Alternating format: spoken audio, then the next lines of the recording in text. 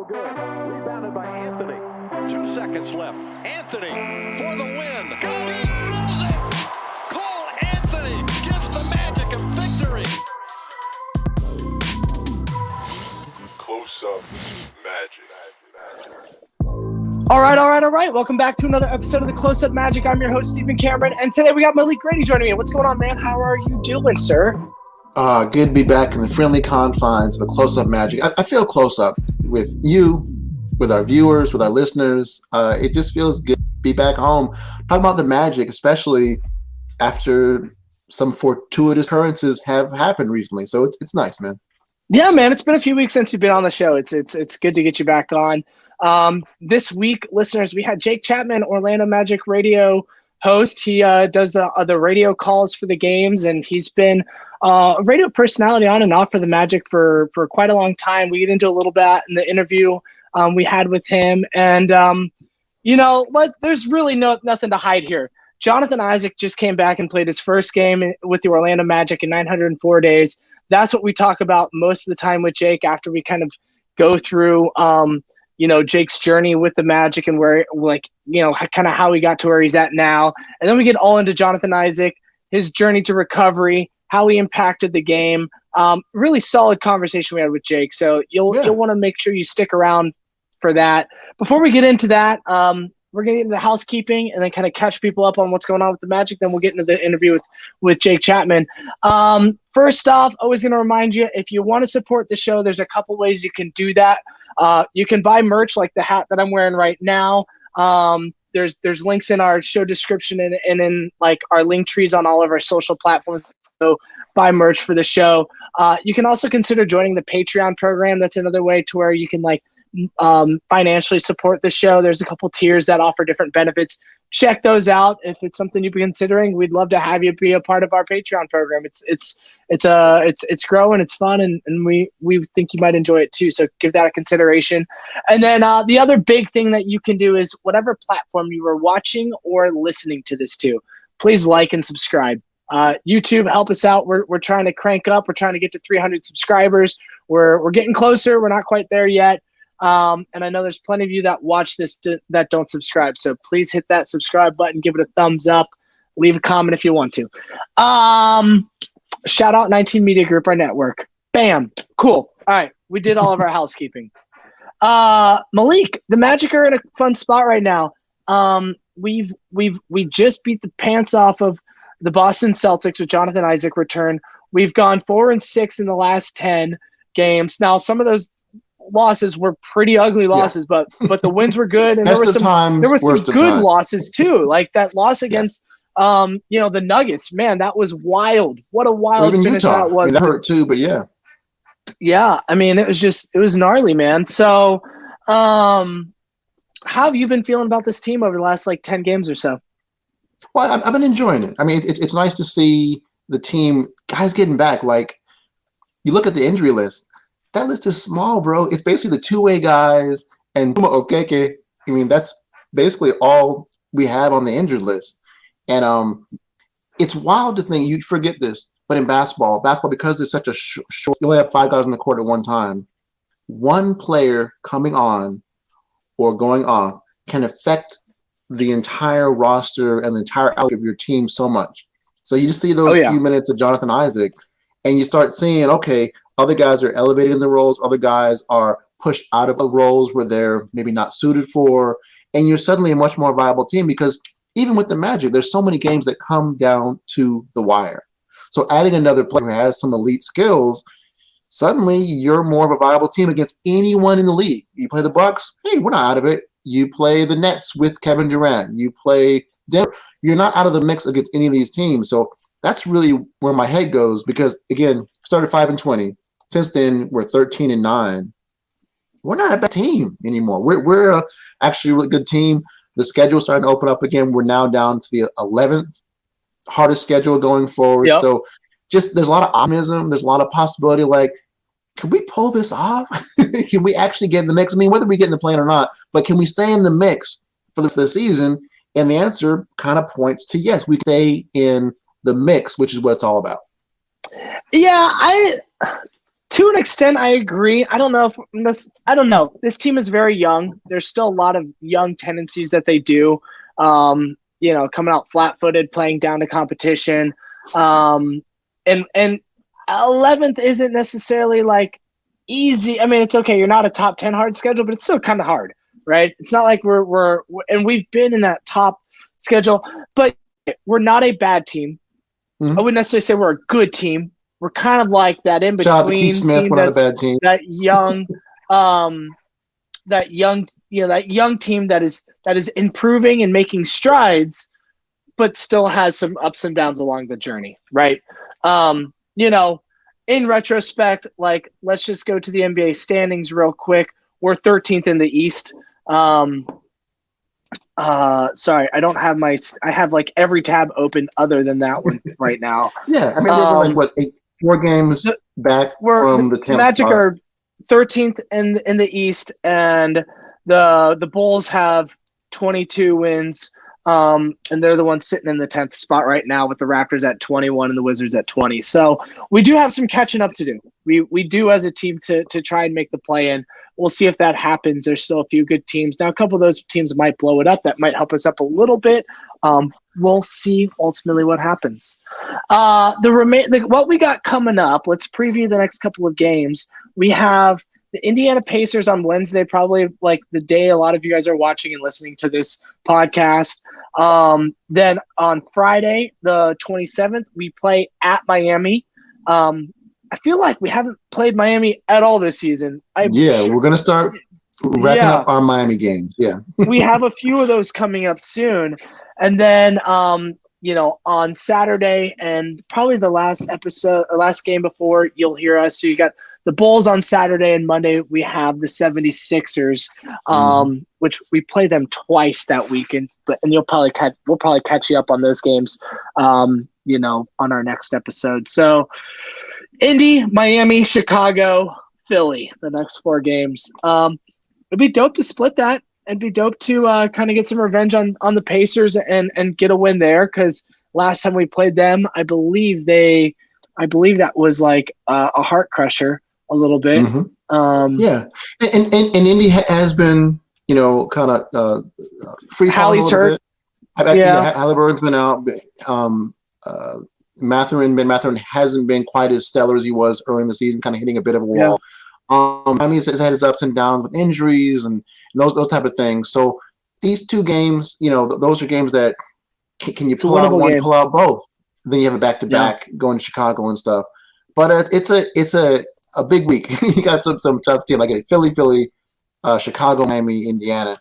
It's a tough week. But again, with a healthy with a healthy team in general, you don't have any reason to be scared of anybody. You know what I mean? A reason to be like, oh man, we can't beat this team. Now, only thing they can beat us, because they'll beat us, is the whole Jekyll and Hyde nature of playing up or playing down, and having a game where the bench all stinks. That kind of thing, which happens here and there. So yeah. I mean, like you said, we shouldn't be afraid of the teams ahead of us. If anything, we should just be worried about the team that the Magic are and the inconsistencies that come with them.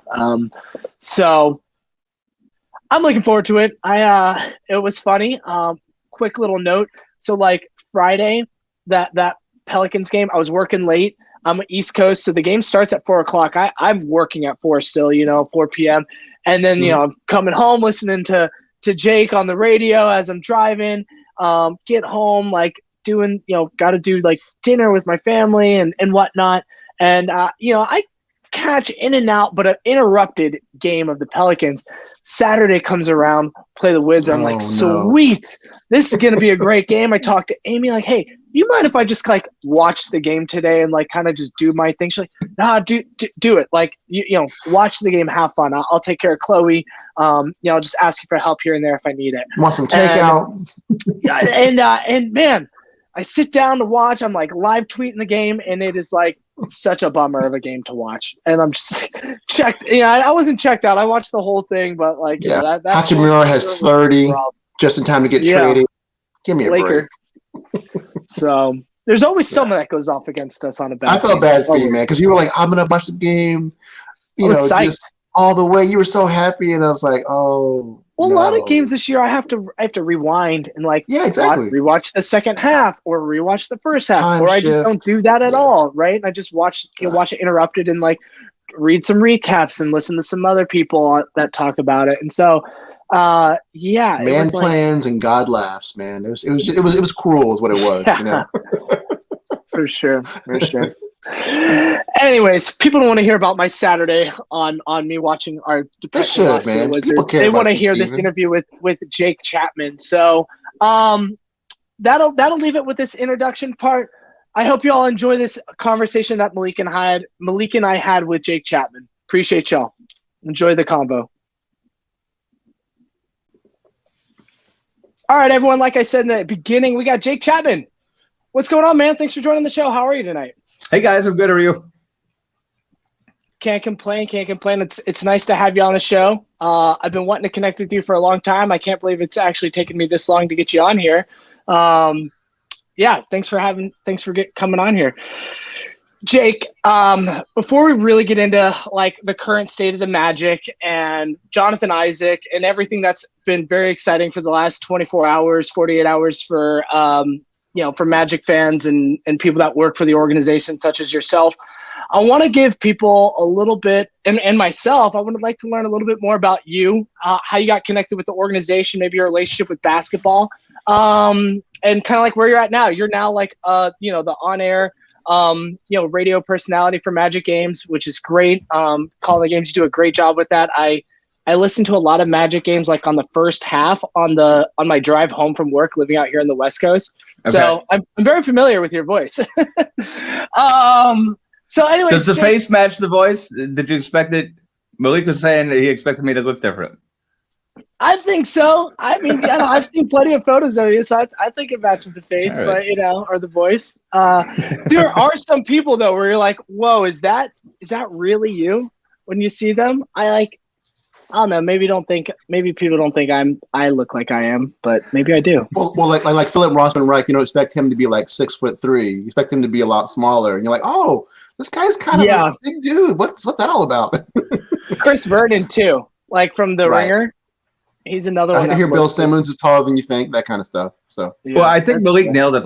We're all sort of these versions and avatars and on-air versions of ourselves. And especially with Twitter, everybody sort of knows each other through just those limited interactions. And so who knows? You could paint this strange picture and then you meet somebody and you're like, oh, I had no idea that you looked or sounded or acted that way. There's one guy that radio personalities just have a heightened, kind of cartoonish self anyway when you're doing radio or play-by-play that you have to kind of put on when you're a DJ, in the morning type of a guy. And it's much more larger than life. So seeing an actual person just talking about cheeseburgers is very different, When I started broadcasting, we used to call it puking. I was doing traffic, and there used to be guys who'd be like, "Oh, the I-4 westbound is backed up, just a sea of red lights," and we just called it puking all over the microphone. Speaking of puking all over the microphone, I'm just kidding. Jake, how did you get into broadcast and just your connection with the Magic? What was kind of your path to now being, play-by-play guy, for actual Magic games now? Just like that, I was doing traffic and I just puked all over the mic. I puked my way to the top. No, I don't know. I'm from Cleveland and I studied broadcasting and journalism at Ohio State. And then I got an internship with Dante the year that Dante became radio manager. Was 06-07, so it feels like forever ago now. And then I sort of bounced around, did kind of odd radio jobs around Florida for 2 years, and then I came back as the full-time producer. So I spent 5 seasons back in the Dwight years producing the broadcast for Scott Inez and Dennis Newman, Richie Adubato, and Dante. And it was a much bigger production back then. And then radio changed pretty drastically, and I left for a couple of years. Went to work in Detroit, hosted pregame there, got more on-air experience, ended up in Cleveland for a season with the Cleveland Browns and with 92.3 The Fan. And then I came back in 2019. So this is my 4th season back now, which is crazy to think about, as producer, pregame host. And then when the pandemic happened, everything changed and we changed the product. We went 2 seasons simulcasting the television. call, which wasn't ideal, but it was kind of what we needed to do. And so then I got this opportunity this year. They kind of said, like, I was producing the broadcast, I was hosting the broadcast, and they kind of just said, just keep talking and just call the games now. And so that's what I'm doing. It's like, it's a dream come true. It's, I'm one of 30 radio play-by-play guys, and so I appreciate that so much. But I grew up in Cleveland. I grew up listening to Joe Tate, who is like the, maybe on the Rushmore of radio play-by-play guys in the NBA, who's the Cavs guy. I'm an Ohio State fan. I'm a Browns fan, and I'm a Magic fan and employee. And it's been a long time. I mean, going back to 06, 07, I've spent a lot of my time producing and talking about Magic basketball. Is it ever hard for you to like watch the Magic play the Cavs? Probably because, I'm assuming you grew up being a Cavs fan. Yeah, and it was so funny because when I first got the full-time job with the Magic, it was LeBron there and Dwight here, and so I was convinced that they were going to play in the Eastern Conference Finals. The playoff series was the year before. I wasn't back full-time yet. So it was kind of a Cavs. I had been an intern, but then the 2 years in between when I was bouncing around Florida, I was a Cavs fan again. And then when I came back, I was like, oh, it's gonna be a conflict. And then like a month of getting paychecks from the Magic, I was like, okay, I'm a Magic fan. Nice. It changes pretty. You're around the guys every day, and now I've built relationships. Dante Marchitelli is my mentor. Between Dante and I, we poured our professional lives, much of them, all of it for him, into this franchise. And so winning means good things for everybody and a lot of people that I care about now, and me as well, obviously. Yeah, that's what I love about in trying to increase the fandom of my kids, especially right now, my now 10-year-old as of today. Happy birthday, Alana. Happy daughter, birthday, just trying to increase her fandom. I try to tell her and my wife these little stories about the players, and we watch like videos of like when Cole Anthony got drafted and seeing him with his family and seeing that emotion and everybody just cheering and getting happy, all that kind of stuff. And then you have that over years where you've seen these little anecdotes with guys, you've seen guys grow, you've seen their hair change, and you kind of grow up with them. So they become part of your family. So you really live and die with what they do positively and negatively. And I think that obviously happens for you even more so behind the scenes. You see their kids, you see their wives, you see them having, triumphs and tragedies and that kind of stuff. So I definitely get it. 100%. And that, even apply to other teams is why, I've got the Brownie elf here. I've got the Ohio State thing here. It's what bore my love of sports is going back to Cleveland. And now my parents listen to every Magic game in Cleveland, Ohio. And if they're not Cavs fans that night, they're Magic fans. So it is. We're kind of reverse engineering it. And by the way, Malik, I've got a baby girl coming in May, and she will be a Magic fan first and foremost. My girlfriend is a Miami Hurricanes fan, but she didn't go there. And so I'm like, I still owe Ohio State money. So I win that battle. We're going to Ohio State, we're going Magic, and then we'll argue about the Dolphins and the Browns and all that. There you go. I'll tell you what, that as Steven knows, that stuffed the Magic Dragon stuffed animal, man, the kids love it. It's a killer. I told my son that stuff is not only a dragon, but he's a dinosaur. And he's like, oh, hell yeah. Dinosaur? You said dinosaur? Okay, I'm in. Magic fan for life. See, and it's just like the Cole Anthony story. It's the genesis of Stuff the Magic Dragon as well.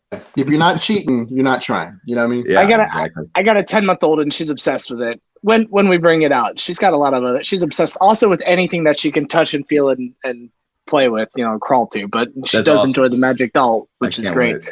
Congratulations, man. That's super exciting. Thank you. I'm stoked. So cool. Let's transition to the Magic a little bit. Since we're talking about Stuff the Magic Dragon, now we can talk about the team that Stuff, cheers for. Like, I'm just working on my transitions here. It's great. Segue. Yeah. The Magic are 18 and 29. They're sitting 13th in the Eastern Conference right now. They're, I believe, 4 games away from the play-in spot, or 4 wins away from the play-in. Still having a bottom 10 offense and defense.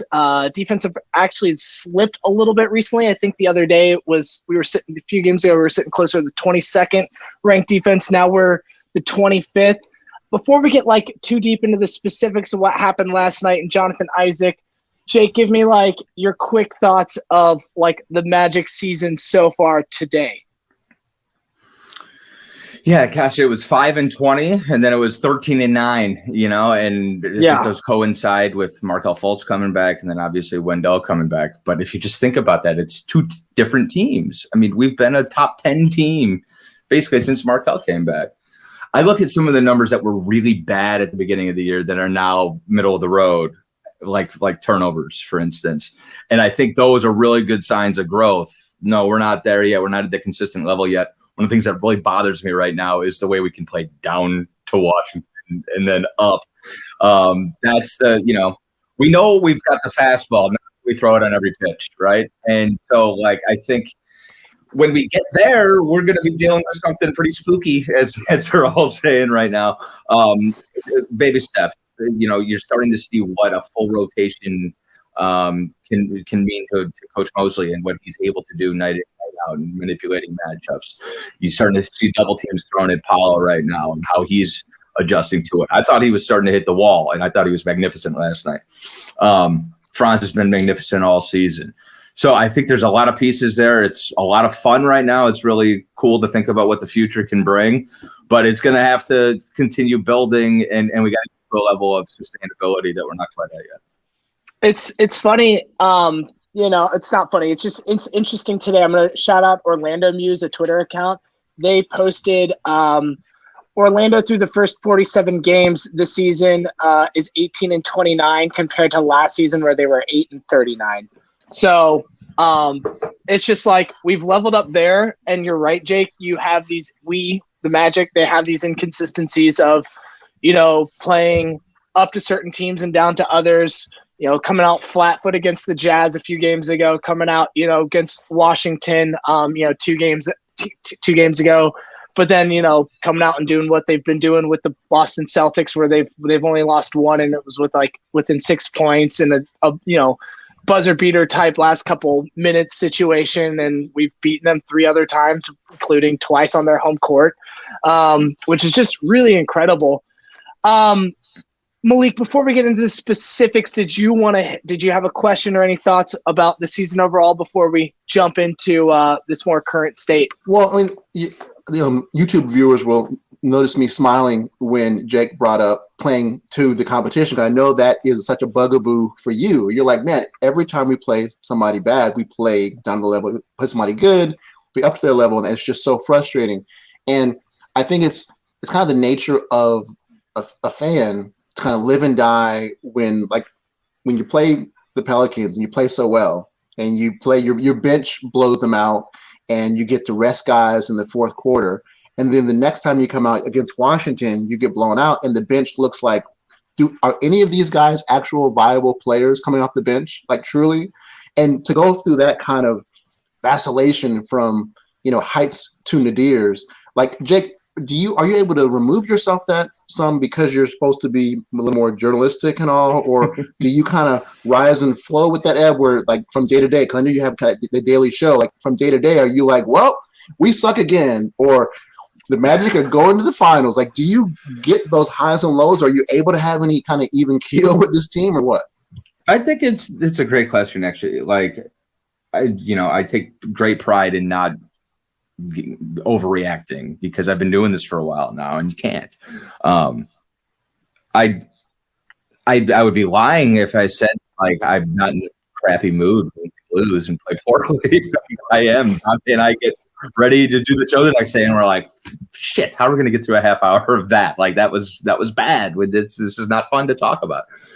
It's frustrating. I've also, frankly, I've broadcast a lot of shitty basketball in my career, and so I'm used to, I guess, figuring out ways to make it interesting no matter what. I truly believe that we're headed in the right direction right now, and that we've got a core of young talent that we haven't had in 15 years, maybe. Going back to the Dwight era. I just don't think, and I don't want to call anybody out or anything, I don't think they gave the rebuild the proper support, respiration opportunities. They didn't let it breathe in the last decade. They kept trying to sort of short circuit it and get pull the plug, quicker wins. Totally. And be really, really patient. And so I do think that's one of the things right now that's frustrating. When you see a game like Washington, you can't say, we don't have anybody on the bench. You know, you have to count on the fact that, you know, giving that type of performance 1 in every 4 games becomes 1 in every 3 games becomes, you know what I'm saying? Like, you're building, it's just not going to happen overnight. Jake, question for you. Do you feel like you call games better when they are shitty or when they are great games? Because you said you have a lot of experience, you know, with bad basketball. Well, So let me clarify. I have a lot of experience too, right? doing pre and post game and content. Play by play, I only had about 30 games experience calling a bad team, and that was the Pistons 3 or 4 years ago. So and then the first 25 games of this year, I guess. No, it's just much better when it's a good game, no matter what. Then you're locked in. It's really hard, especially if it's like a boring game and if the team is on a good spot and there's nothing. It's the fourth quarter, and you're just like, I'm talking about Lindy Waters. What are we doing? Yeah. And are you often by yourself? You have somebody else to bounce stuff off of at the same time? I'm by myself. Ooh, that's for the actual game broadcast, both home and away. Now I have a host, Brandon Kravitz, for home games, and then I've got my intern, graduate associate, Tower Karen, with me. So I'm basically talking to myself, but then I always, if I feel like I'm going crazy, I just say Tyler, and he's just a voiceless person over there. Perfect. Love it. Jake, let's get into what a lot of the listeners are going to want to really be hearing about right now. And Jonatha Isaac, after missing 904 games, made his season debut after missing multiple seasons of basketball last night versus the Celtics, where the Magic actually won I wrote this down, 113-98. You know, Jonatha Isaac played 10 minutes, had 10 points, 3 rebounds, including an offensive rebound, 2 steals, 2 threes, going 2 from 3 from behind the arc, and was a +5. Was that what you expected to see Jonatha Isaac coming back on the court, his first game in the NBA after 904 days? No, not 10 points. I didn't expect to see the 2 made threes, switch jumpers. I expected to see a steal, but maybe not 2. I know he didn't touch the rim. The jumper looks very pure, which, by the way, like, if you've got 3 years to recover and rehab your lower half, what are you doing with your upper half? Right? I would hope the touch was there a little bit, but it looks like it has been. And that goes back to the game in Lakeland, too. I mean, the jumper looks very pure right now. He hit the deck in the whole, everybody in the building sort of held their breath for a second. I've got my eye on the torque. Is he planting? Is he turning and fading and firing? And you checked boxes last night. He looked much better than I think anybody expected him to look. I wouldn't expect him. I wasn't sure what we did last night as far as the first dosage of minutes. Now that we know it's going to be that low, I would expect it to be that low for a handful of games. Like it's going to be a slow build back. This is not Markel.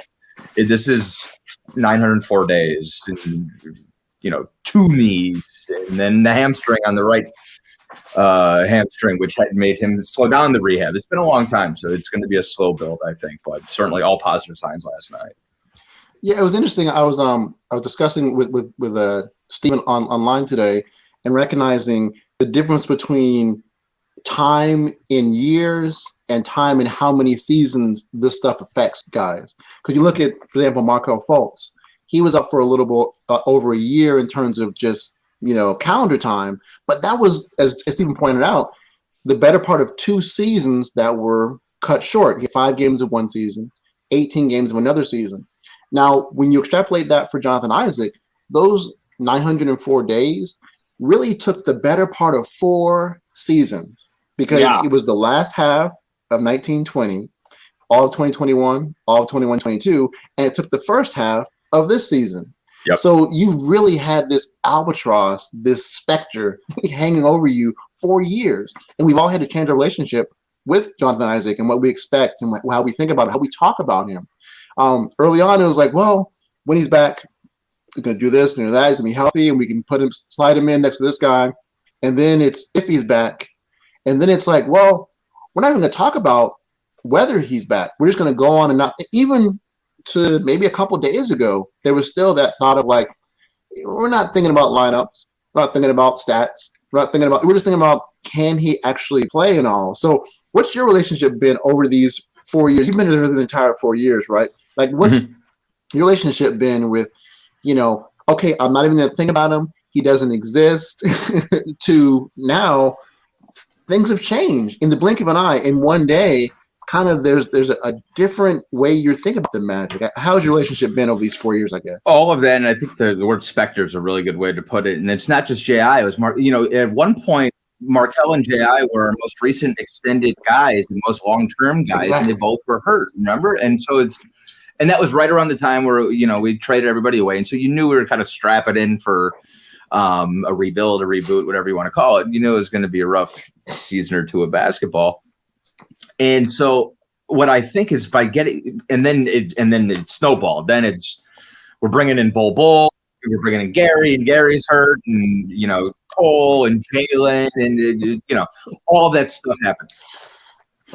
I think finally, we're not a bunch of question marks. Finally, we can gather the data internally that we need to gather. Finally, we get a sense of what we have, and we haven't been able to really internally scout fully for like 2 seasons. Jamal Mosley's been the head coach. Like, I don't know how you can look at the job Jamal Mosley's done and not give him an NA. I mean, we have no idea because more than half the games that he's coached, it's been how many guys do I have available tonight, So I think there's a whole sort of metaphorical like weight lifted with him coming back, and then you can get into the practical basketball aspect of it. But it wasn't just big for him; it was big for the entire franchise. Like, finally, if we feel like we don't have to look at the injury report before we can go about our daily business. Yeah, I mean, to only have Chumo Kiki on there or Okeke on there, outside of our two-way guys being assigned to the G League is like it's the cleanest it's been in years. Weird. It's exciting. Yeah, I mean, it's like now you go to the trade deadline and it's not like, well, I don't know. I'm not sure. Is J.I. coming back? Do we need a power forward? I'm not sure. And of course, we're not penciling him in for starter minutes just yet. But I just think we're finally getting to a point where everything kind of matters. And frankly, the last 2 years haven't really been like that. And it's funny, I was thinking, because I had just come back before he got hurt in the Washington game, the first time, right before the pandemic. And Dante and I were going through that next day. Because remember, he came down and he looked really bad. But then in the locker room that night, he thought he was fine. And they flew back and he was like, I think I'm good. I think I escaped. And they're all watching him get off the plane and stuff. And Dante's like, I think he's good, because Dante was on that trip. And then the next day at 3:00 or something like that, we got a text, and it was just like, boom. It was just a sledgehammer. We were so bummed. And that was the first one. And then, of course, the bubble happened. It was like, good God. Jake, if what we saw last night is his baseline, which I don't have a reason to think that it's not at this point, your first game back after 900 days, and you put that up in 10 minutes. Granted, there's going to be some ups and downs as he shakes off the rust and whatnot, but he looks pretty quick. He's still guarding guys on the perimeter, like Jaylen Brown, really well, who's a pretty quick player. He's stronger. How does he fit with this team? Well, I want to see if he can protect the rim still. That's the next step. I think we saw a huge step in the right direction last night with moving on the perimeter and guarding the Jays. And I think that's what we know and love about him. But that's a question mark. He does look bigger, and he is going to be less mobile than he was. And hopefully he's able to work back. But moving on the perimeter is one big check. And then rim protection is the thing that we really need. Like, we're not a very good rim protecting team. It's not Wendell's specialty. Bull is spotty. He's just raw. And he's not, and he's going to be a help come flying in rim protecting guy anyways. I think next to Wendell or with Wendell, complementing Wendell in the second line, in the second unit, Wagner and Bull, I think we need a rim. I think we need Jonathan Isaac. We need Jonathan Isaac playing 20 minutes in that role, and I think it's a perfect fit. I think he can set screens. I think he can fill in offensively. I think he's got a pop game that hopefully he's able to keep showing us. But defensively, I want to see his rim protection, and I think it'll be a perfect fit. Well, I have this theory about. Oh, go ahead, Stephen. Well, I was just knock it out, dude. I was just gonna say, I have this theory about rim protection with like Mo Bamba and Mo Wagner, who have been struggling up and down with that this year. Is I think when your best defensive player is Jalen Suggs in that second unit, you're not doing anything on the perimeter to help your big men in the paint to protect the rim. So by adding let's just pretend that Jonathan Isaac stays in this wing power forward type position playing next to a Mo or a Mo, whichever Mo you want to think goes first. They actually finally have two competent defenders in that second unit that should make everyone's lives a little bit easier and hopefully improve everyone just a hair at what they are currently being asked to do. So even if he is more of a wing player right now and not like a primary rim protector, in my opinion, it should help whichever Mo is in that position or Bowl to be a better rim protector than what they currently ask now. Because right now, like before Jonathan Isaac, let's be real, that second unit was awful defensively because there wasn't very many good defenders in that second unit healthy or available. And so, it'd be cool to see him at the 5. I don't know if I want him there long-term personally, but it is going to be like he's going to help protect the rim regardless if he is the rim protector or the perimeter who is affecting the rim protector. So I think holistically, when you have a guy his size who can move, you're talking about the closeouts on the threes being that much better. And then also if he is in a role like he was, where he's sort of the center of the defense, and it doesn't have to be the center positionally, but sort of the centerpiece of the defense, then you can funnel stuff towards him, like we used to do with Dwight. If he is that good, if he's that sort of patrolling big man, which I do think he's capable of being again once we wrap him up. I mean, in theory, it's sort of how we hid Vooch with AG and Jonathan Isaac for a while, and whatnot. All right, sorry, Malik, I'll let you go. No, what I was going to say is that it's not until you get the real thing sometimes do you realize what you've been missing. And it wasn't until I saw J.I. last night as the backup 4 and with the other starters that I realized how little we had at 4 position off the bench. It really just in general as a two-way player, because Paolo's great as a 4, but he's not a two-way player right now. It reminded me of when growing up, I love Puck's orange juice from Concentrate. I just drank it like water and stuff. And then finally growing up, I had fresh squeezed orange juice. And anyone who knows, drinking the two substances, it's a completely different substance. And I remember thinking, if this is orange juice, what the F have I been drinking my entire life? This is not the same stuff, and I was angry. So right now, seeing Jonathan Isaac at the 4, even for 5 minutes and a half, you're like, wait, what were we thinking that Moritz Wagner or Bobo was as a 4? Those weren't 4s. So this is a 4. And it just kind of changes your entire way you think of rotations and possible lineups, even in those few minutes. Because again, you can't help but start thinking to the future, what happens in a month, in 2 months, next year, how you build a team and all. So that's what really came to my mind, having a real power forward to next to CJ and the other guys and all. Well, and I think there's roles for all of those guys. Like Bol is going to be a guy. I think Bol is sliding into the role that I would like to have him in, which is the offensive focal point of a second unit. Get the rebound and go. Like unclip the wings on that unicorn and let him go do his thing. And it's going to be raw at times, but there's also going to be eye-popping dunks where he's like this and reaching over like this or whatever, like he did last week that nobody else on planet Earth can do. And so, fundamentally, is he going to be structurally fit into the defense that you're designing? Probably not. But you sort of try to funnel him in and you figure out how best to use him. And I think having a guy like Jonathan Isaac next to him makes him able to focus on the things that he is good at. And then Jonathan sort of fills in the cracks. I think Mo Wagner is going to be the same way. I think Mo Wagner does a few things really well, and we need him to do those things. Jonathan Isaac does other things well. And so at times we're going to need both of them, and at times we're going to need neither of them. With this team, Yeah, we have a few minutes left with you, so I just want to wrap it up, fairly quickly. Not quickly. I just, as we start to wrap things up, there's little less than half the season left, Jake. Outside of things like Jonatha Isaac ramping up his minutes and his rim protection, just as a whole, what are you looking for this team the rest of the year? And what are you looking for with Jonatha Isaac specifically fitting into, like, and we've kind of already talked about this a little bit in this last segment, but just like, what are you looking for with J.I.? And then also what are you looking for with, like, the whole team for the rest of the season? I just want to see J.I. ramp up and head into the offseason healthy. Like, I just want no setbacks.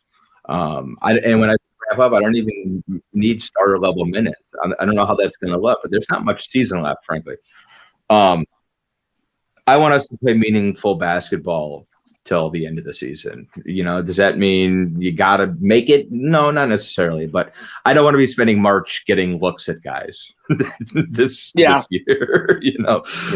Because I think we've got enough core pieces in place that it will be valuable. We won't be playing meaningful games for guys who aren't going to be here next year. Most of the guys who will be playing as we chase the play in or whatever, that's going to be valuable experience, and they're going to be sticking around for a while. Well, it's interesting. The same question you posed to him, I want to take is that what I want to see is we saw a number of games where you had the big lineup with Franz at the 2, Bol in there, WCJ and Paolo, and it was a mess, but it also blew the hell out of Charlotte, and we won quite a few games during that. The 6-game winning streak was with that lineup. Now that you have a more complete player, an actual players elite at some things on the court, I think it's time that I want to see that jumbo lineup with Markel Fultz, Franz Wagner, Paolo, J.I., and WCJ, and just let other teams go like, wait, what do we have to do against this team? Wait, what's going on again? And just how the geometry works and how the team works, that kind of thing. I want to see that at some point. Maybe it won't happen this year because of the restrictions, that kind of stuff, but I think that has to be the plan at some point. You talked about it in the preseason. You played it some in the season that worked. Now you have a real guy instead of Bol, because again, Publix orange juice and then real orange juice. We got it. I want to drink that orange juice and see what it tastes like on the court. You know what I'm saying? And I just think what Bol does well, Paolo and Franz do better. Just as far as right now, Bol is an offensive player. He's going to give you those highlight reel block shots, and he's going to make some plays with his hands, but he's a get it and go highlight reel guy right now, which is fantastic. Like, we need that, and he's still pretty good at it. He's fairly efficient offensively, especially for somebody as inexperienced as he is. But I think that fits in better in the middle of a bench role. Paolo and Franz need to be the focal points of the offense right now. And a guy like Jonathan, probably with Wendell and Markel, are probably better fits kind of filling in around those two focal points.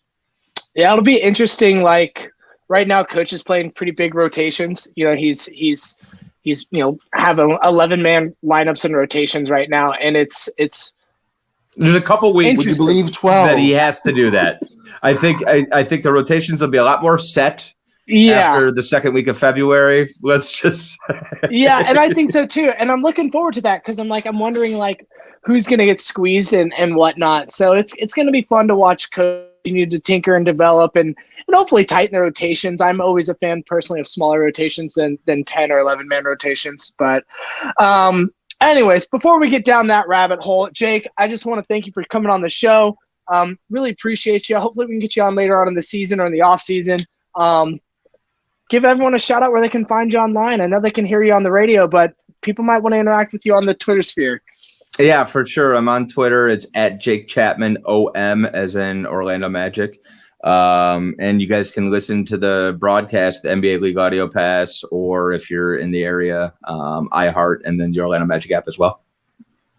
Sounds good. Yeah, dude. And as always, dude, I appreciate guys like you who do the radio, who do the day-by-day stuff. It's a real grind. And to keep up that energy and focus and imagination and passion for the game that you show each day, it's not easy to do that, to bring that day by day. And you do it. and you do it with a smile in your voice and with some level of focus. So I just want to know, we appreciate it. Those of us who love journalism and love what guys do, even in the trenches, I really appreciate what you do as well, man. Well, thanks, guys. I appreciate you guys. And anytime, bummed it took us this long, but for sure, let's catch up a little bit sooner next time. Yes, sir. Absolutely. All right, Magic fans, thanks for tuning in. See you next time on the Close to Magic. Peace.